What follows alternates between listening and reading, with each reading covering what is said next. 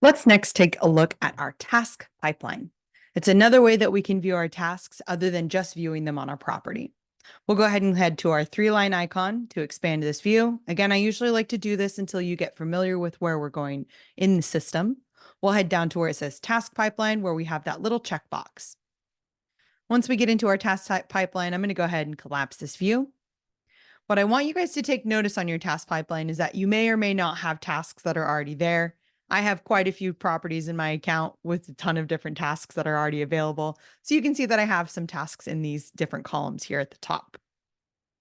Familiarize yourself with the kinds of columns that we have. We've got a past due, today, tomorrow, and then it goes all the way up to 7 days. And then it also shows our unscheduled tasks here. I'm going to go ahead and go over to where we have snapshots. Similar to how we can create tables and segments, for our task pipeline, we can create different snapshots. Think of it as a way to save different filters. I'm going to go ahead and click on this drop down and say create snapshot. From here, I'm going to go ahead and say I want to see my pinned tasks and say submit. Once I create that snapshot, I'm going to want to add on my different filters. Down at the bottom, I'm going to select that little pin icon, and it's going to change and update this filter to only show the tasks that are pinned. Here I've got these two that are past due, one due in 2 days, and we'll see if I have any unscheduled. Looks like we've also got one unscheduled here.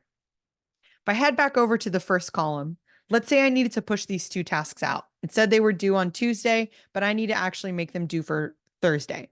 I can go ahead and grab them and I can drag them over to their new column. I'm not able to put them back into past due.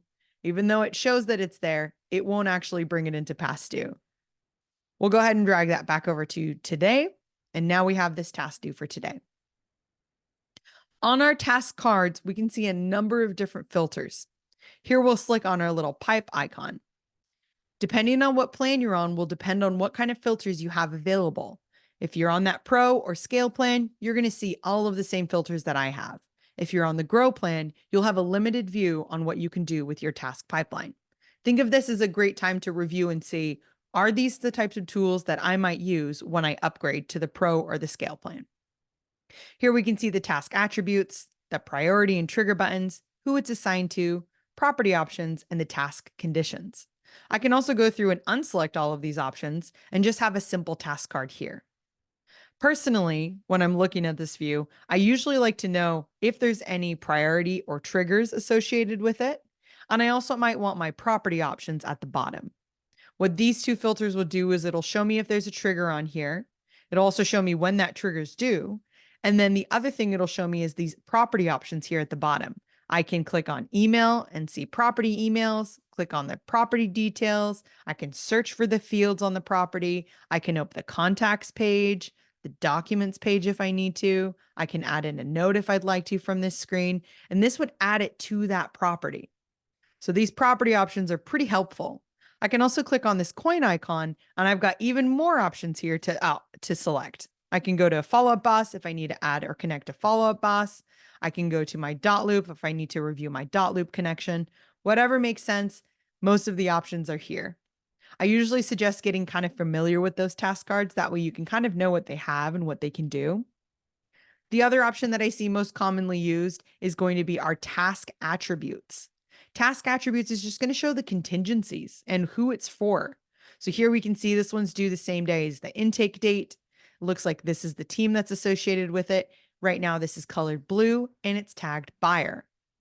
If I go over to my filtered area here and I update the tags here, I can go ahead and click on where it has this tag icon. Here I can see the tags that I tagged my tasks with. If I go to my color icon, this is going to show me the colors that I use to color coordinate my tasks. Something that's really awesome about this is that if I scroll up, I'm going to click on pin tasks and I'm going to say create a snapshot. And I'm going to call this my inspection tasks. And submit. I'm going to want to update my filters here because right now it's showing me all the tasks. So we'll go down to the bottom, we'll click on options, and I'll make it red. Now it's going to show me all of the tasks that are marked as inspection tasks. I know this because I've made all of my task templates red as inspection. We can also see here that it's got that inspection tag right here as well. If I needed to, I can scroll through the tasks that I have past due. I can also preview what tasks are coming up in the future. There's quite a number of things that you can see from this particular view.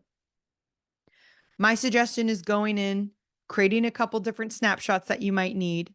Snapshots are unique to your user profile. You will not be able to share those snapshots with your other coworkers. So come in here, create your specific snapshots to help you stay on track. Use the different filters to go through and filter down what those snapshots need.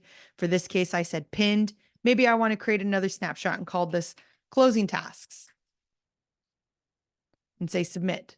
And now maybe I want to change that property status from open to closed. And now it's only going to show me the properties that are marked as closed on my closing task view. If I head back to my pinned tasks, it's going to show me my pinned tasks. If I go to my inspection tasks, it'll show me those tasks that are due for inspection. You might also want to create one more snapshot called no filter in case you want to see all the tasks that you have currently. I'll go ahead and call this one no filter. We'll go ahead and make sure to unselect this color. We'll make sure that there's no other filters selected, and here we can see all of our tasks.